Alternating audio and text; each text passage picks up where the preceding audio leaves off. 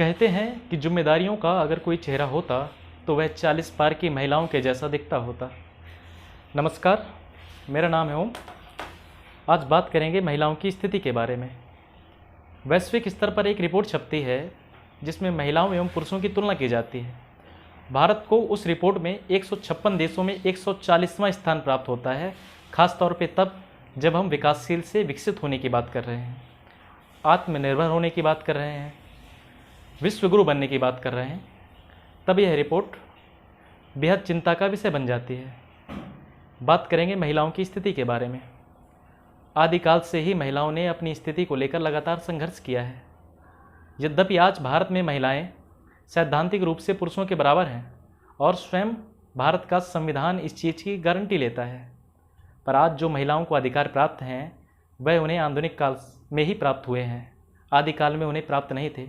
भारत का इतिहास या फिर विश्व का इतिहास महिलाओं को वे सारे अधिकार नहीं देता था। यद्यपि भारतीय इतिहास में गार्गी, सावित्री, रजिया सुल्तान जैसी विदुषी महिलाएं, रानी लक्ष्मीबाई जैसी महिलाएं देखने को मिली हैं, पर गरीब, निम्न और मध्यम वर्ग की महिलाओं की स्थिति सदैव वंचित रही है। आदिकाल से मध्यकाल तक उन्हें भोग्य की वस्तु ही समझा जाता रहा है। आधुनिक काल में जब बाबा साहब ने भारतीय संविधान में महिलाओं को सैद्धांतिक रूप से पुरुषों के बराबर कर दिया, फिर भी व्यवहारिक रूप से समाज उन्हें उपेक्षित समझता रहा, वंचित समझता रहा, उन्हें उनके अधिकारों से वंचित करता रहा।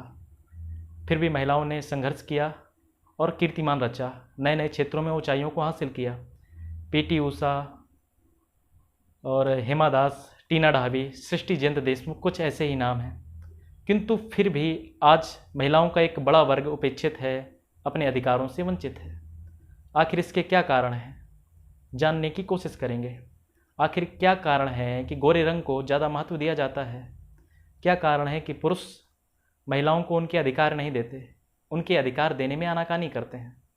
जबकि मैं पुरुष शब्द का प्रयोग कर रहा हूँ तो मेरा पुरुष शब्द से तात्पर्य एक ऐसी विचारधारा से है जो उस स्त्री को, जो पति की सेवा करती है, बच्चों को अच्छे से पालती है, खाना बनाती है, पति की मारपीट का विरोध नहीं करती, मर्यादाओं के चश्मे में आदर्श नारी, पतिव्रता नारी बोला जाता है। और जब वही नारी अपने अधिकारों की मांग करती है, स्वतंत्र रूप से जीने की इच्छा प्रकट करती है, तब उनके पेट में दर्द होता है।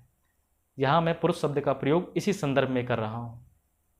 आखिर क्या कारण है कि महिलाएं आज भी वंचित हैं, अपने अधिकारों के प्रति सजग नहीं हैं? जानने की कोशिश करेंगे। जो पहला कारण है वह है पितृसत्तात्मक सोच।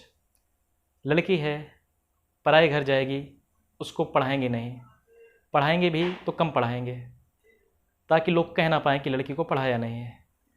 किसी एक विद्वान ने कहा है कि लड़की का जो पहला हक मारा जाता है वह है उसके पैदा होने की खुशी ना मनाकर। दूसरा कारण है गोरे रंग को अधिक बढ़ावा देकर। एक आज से 3 या 4 साल पहले एक ऐड आता था टीवी पर, मैं नहीं जानता कि ये भी आता है नहीं आता। एक लड़की होती है, बीटेक किए है, एमटेक किए है, जॉब करती है, फिर भी पिछले 4 सालों से उसकी शादी नहीं हो पा रही है।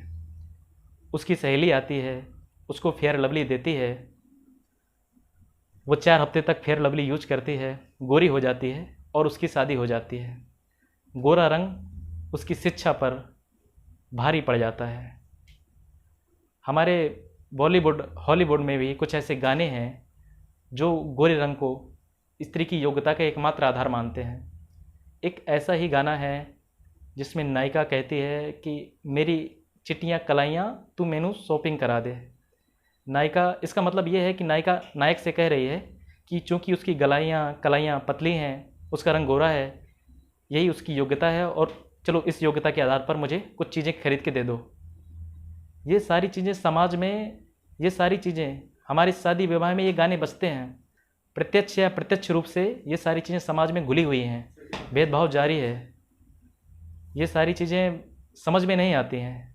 जिस लेखक ने, जिस राइटर ने ये गाना लिखा होगा, किसी साजिश के तहत ये गाना लिखा है मुझे नहीं पता, पर इस गाने का मतलब यही है। और ऐसी बहुत सारी चीज़ें हैं। पुरुषों को छोड़िए, स्वयं महिलाएं भी महिलाओं की स्थिति के दयनीय होने का एक बड़ा कारण है। WHO की एक रिपोर्ट छपती है, उसमें कहा जाता है भारत के संदर्भ में कि भारत की 52% से अधिक महिलाएं ऐसा मानती हैं कि यदि पति द्वारा पत्नी की पिटाई की जाती है तो वह जायज़ है। पत्नी को सुधारने के लिए समय समय पर उसकी पिटाई होते रहना आवश्यक है। ये सारे कारण हैं। इन सभी कारणों को दूर कैसे किया जा सकता है? अपने घर के स्तर पर, यदि आपके घर में एक लड़का है, एक लड़की है, और आपके घर में बर्तन धोने के लिए कोई बाहर से नहीं आता है, तो यदि लड़की एक दिन बर्तन धोती है तो एक दिन लड़के से भी धुलवाइए। जब घर के स्तर पर हम भेदभाव ख़त्म करेंगे तभी हम समाज के स्तर पर, देश के स्तर पर भेदभाव ख़त्म कर पाएंगे। जबकि विश्व के स्तर पर विश्व की 49% महिलाएं जॉब करती हैं, भारत में यह आंकड़ा महज 20% को छू पाता है। यदि हमें एक उन्नत अर्थव्यवस्था बनना है, 5 ट्रिलियन इकॉनमी को छूना है, आत्मनिर्भर बनना है, विश्वगुरु बनना है, तो हमें अपने महिलाओं के साथ जो छोटे छोटे स्तरों पर भेदभाव होता है, जिन्हें हम भेदभाव समझते भी नहीं हैं, उनको ख़त्म करना होगा। धन्यवाद। 5 ट्रिलियन क्या क्या